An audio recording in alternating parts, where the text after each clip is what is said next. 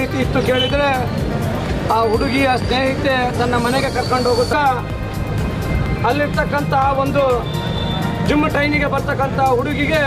ಮದುವೆ ಫಿಕ್ಸ್ ಆಗುತ್ತೆ. ಮದುವೆ ಫಿಕ್ಸ್ ಆದಾಗ ಹಣದ ಬೇಡಿಕೆ ಓಪನ್ ಆಗಿ ಇರ್ತಕ್ಕಂಥ CC ಕ್ಯಾಮ್ರಾವನ್ನು ಪೊಲೀಸ್ ಇಲಾಖೆ ಆಗಾಗ ಇಸ್ಮಾಯಿಲ್ ಅನ್ನುವಂತಹ ದುಶ್ಯಾಸನ ಒಬ್ಬ ಮದುವೆ